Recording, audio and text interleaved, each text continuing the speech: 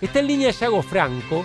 Yago Franco es psicoanalista, es escritor, docente, conferencista, y un poco la idea de charlar con él es meternos en el medio de esta vorágine de la cual venimos hablando, ¿no? De un gobierno de ultraderecha, de encendidos discursos dentro del Congreso, de represión fuera del Congreso, de tratar de analizarlo desde un punto de vista más allá del psicoanálisis, también de un aspecto psicológico y desde, bueno, cómo puede impactar en nuestra vida cotidiana, también el perfil que se ve en un liderazgo netamente narcisista. Lo saludamos a Yago Franco. ¿Qué tal, Yago? ¿Cómo va? ¿Cómo va? Bueno, muchas gracias por atendernos, ¿eh? No, por favor. Bueno, lo primero tiene que ver con esto, ¿no? Justamente con una semana de mucha violencia vista a través de los medios, de mucha violencia en las calles, de mucho temor para muchos, teniendo en cuenta que ya viene sufriendo mucho la gente y se promete un ajuste feroz. ¿Cómo se vive todo esto en lo cotidiano? Bueno, la palabra sufrimiento es la que mejor cuaja, ¿no? En medio de todo esto. Esto lo podemos, lo que vamos viendo, lo que podemos ir pensando es que en principio es un gobierno que tiene un discurso perverso, ¿sí? Porque enunciando a la libertad como promesa, ¿no? De hecho está en el nombre del movimiento, la libertad que avanza, la libertad avanzando, en realidad es un cercenamiento de la libertad, ¿no? En ese sentido es lo que conocemos como mensajes paradojales, porque dice algo pero produce exactamente lo contrario. Por eso también vemos que en las calles hay cada vez más personas autoconvocadas, ¿no? Seguramente entre ellas habrá quienes votaron a Milei y van, bueno, de alguna manera, como se dice habitualmente, les cae la ficha, ¿no? De que aquello que se enunciaba de una manera produce exactamente lo contrario. Un discurso perverso no ha sido lo habitual en Argentina, por lo menos de estas características, ¿no? Además, porque literalmente le da las espaldas a la ley, ¿no? Ya desde el discurso inaugural, Milei dando la espalda al Congreso, claro, y ahora haciendo todo tipo de trapisondas para impedir que realmente se pueda debatir, porque el debate que hay es escaso, además porque tenemos la situación de legisladores que no tienen el texto delante de ellos, ¿no? De las leyes que se tienen que aprobar, que se tienen que votar, que se tendrían que debatir, y que además lo fueron, en alguna medida, fueron siendo acomodadas, por decir de alguna manera negociadas, también a espaldas del Congreso, ¿no? Aparte en lugares distintos de donde debieran haber sido llegados los acuerdos, los recortes, etcétera, etcétera, etcétera. Claro, además, Yago, lo que usted hablaba de la palabra libertad, también se apropia de palabras como esto de denostar a la casta, ¿no? Y después rodearse de miembros de la clase política tradicional y, o por ejemplo, decir, voy por los recortes en la política, y en realidad no es en la política, es en el Estado y es en la regulación del Estado y en la vida de la gente, o las provincias o la vida de la gente, ¿no?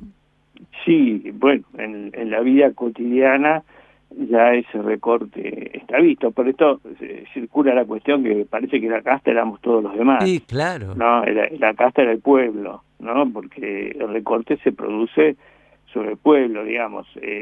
Lo público recortado ocurre en una época en la cual en general la población ha perdido la noción de que lo público es de todos. Claro. Es una propiedad colectiva lo público, y es el fruto de luchas a lo largo del siglo XX, ¿no? Para restarle al capitalismo poder y generar un campo de lo común, que, bueno, se defendió todo lo que se pudo, y en las últimas décadas, porque esto no es que comienza ahora solamente, tiene sus antecedentes, pero ahora ya es un claro proyecto dispuesto a avasallar todo lo que sea común. De ahí que nosotros nos encontramos ahora ante algo que afecta directamente a la salud mental. Este es uno de los problemas que vamos viendo en los consultorios, donde todo esto va llegando, porque si uno tiene consultantes que trabajan en una empresa pública o que son jubilados, o que tienen alguna relación con comedores populares, o que ven tambalear el trabajo que están haciendo en el CONICET, porque están haciendo investigaciones, claro, o que trabajan en hospitales y no saben si les van a renovar el contrato. Hay muchos médicos que, la mayoría de ellos en realidad, porque vienen trabajando en negro prácticamente desde hace décadas, nadie corrigió eso, y ahora hay muchísimos médicos que tienen que renovar contrato para cada 3 meses, y viven en ascuas realmente porque no saben qué va a suceder, así como muchos docentes, en fin, es un desastre lo que está no, tal cual. sucediendo. Sí, usted sabe que le estamos haciendo la nota desde la radio pública de la provincia. Sí, bueno, Yo hoy hacía alusión, ¿no? Lo que debe ser la angustia de los colegas de Telam, Radio Nacional, de la sí. TV pública, que ahora fueron intervenidos por un año y que parecen estar en el paquete de las privatizaciones, digamos, a disposición del presidente, ¿no? Pero son Muy angustiante, sí. es muy angustiante porque además aquí hay derechos básicos que están siendo cercenados, porque también lo público forma parte del acceso lo más igualitario a prestaciones, desde la educación, la salud, la información, etcétera, etcétera, que están bajo amenaza. También está bajo amenaza el derecho de protesta, eso lo estamos viendo todo el tiempo, ¿no? O sea, uno puede manifestarse, pero bajo amenaza. Entonces, bueno, se nos ha transformado nuestra realidad, que era dura, no cabe duda, y eso merece una gran reflexión, por supuesto, en algo ya invivible prácticamente para muy buena parte de la población. Claro.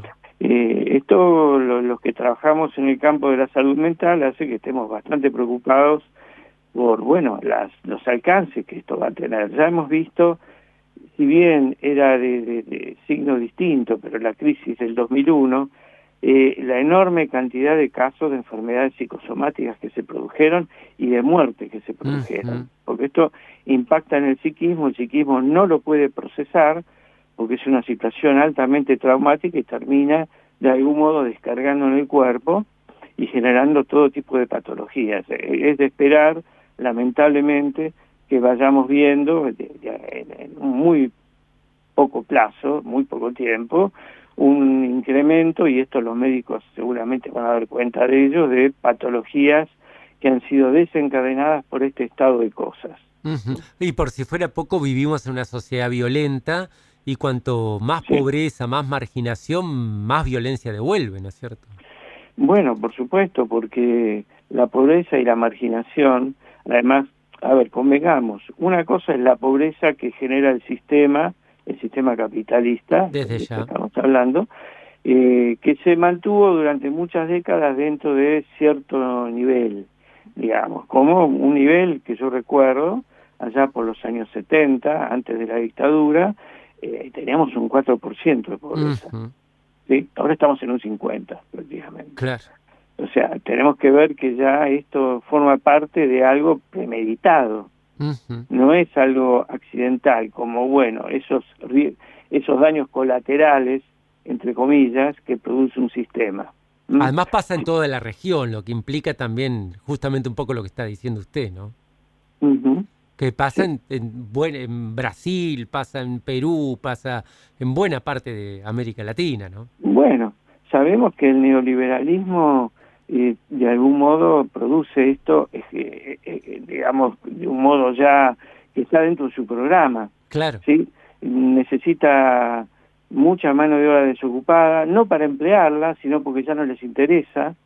Necesita producir bienes para poca gente, que es más fácilmente controlable, y va produciendo un excedente de población, lo que yo llamo la población sobrante, que, bueno, obviamente en esa población sobrante va germinando un odio, un malestar, una violencia muy grande por lo injusto de la situación. Y como el sujeto político, y esto es bueno tenerlo en cuenta, ha disminuido tanto su presencia.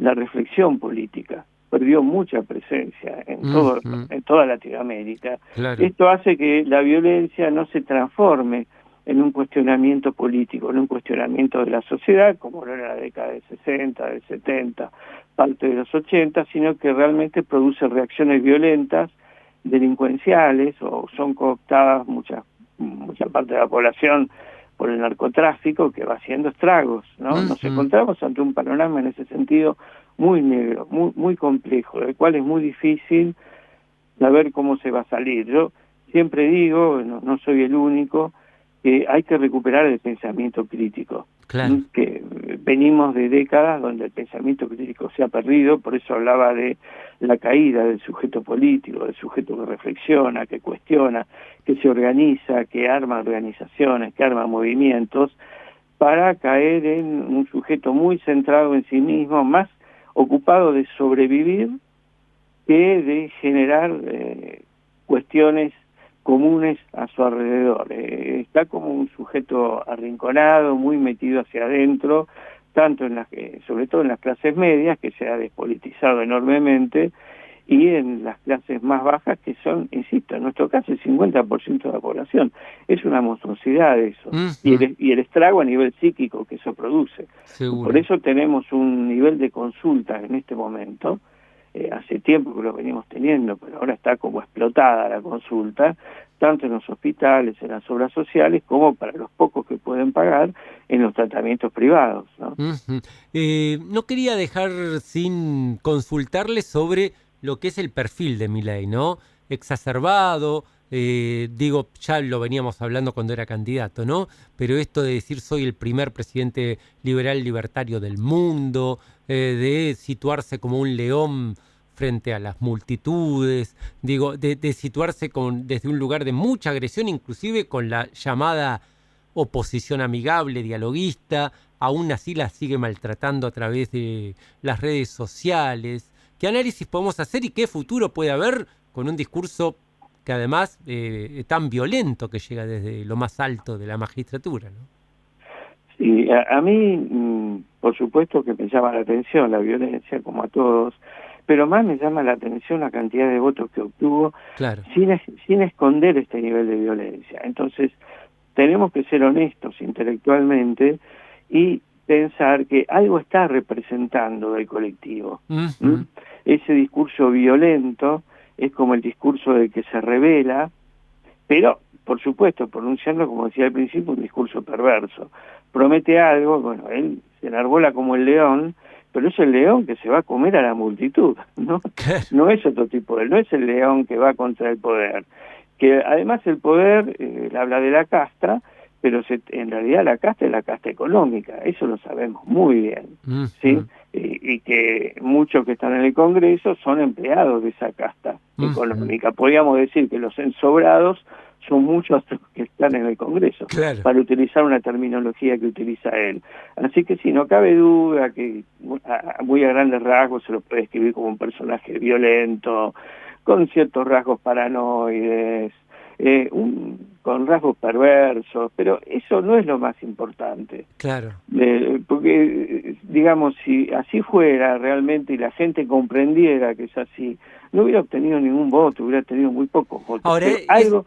claro, el proceso que termina coronándolo como presidente se fue dando de a poco, me parece, ¿no? Usted en algún momento habló de cómo la pandemia pudo haber impactado, los discursos de odio que ha habido, fue exacerbándose hasta terminar coronando a un presidente que representa en parte a esa violencia, ¿no? Es así, yo digo que Milei fue parido en pandemia, ¿sí? Hay frases de Milei de la pandemia que son imborrables, diciendo que la pandemia no existe, claro, todos los infectólogos argentinos son unos chantas, él participó de la quema de barbijos, ¿sí? Él se montó en una cosa muy loca de la gente, porque era una situación muy loca de rechazar la existencia de la pandemia, de renegar de su existencia, y ahí logró un liderazgo que fue creciendo. Claro. Hay unos documentales muy interesantes de la revista Anfibia, donde ellos van recorriendo justamente el camino de Milei de pandemia, que lo seguían 4 gatos locos, hasta realmente ser seguido por mucha gente, y con una presencia pública muy importante. Entonces, bueno, es un líder de verdad, no es un tarado, no es un idiota, no es un loco. ¿Sí? Eso yo creo que hay que dejarlo de lado. Enarbola algo, lidera a partir de algo que está en buena parte de la población. Ahora, ¿cuánto puede durar eso? Ahí yo tengo serias dudas, porque, insisto, alguien que dice que viene a liberar al pueblo, de alguna manera, a ampliar la libertad, que viene en nombre de la libertad y genera exactamente lo contrario, y bueno, en algún momento se va a armar un cortocircuito. Creo que ya se está armando entre sus propios adherentes. Yago, ha sido muy amable y muy claro. Gracias por atendernos. No, muchas gracias a ustedes por poder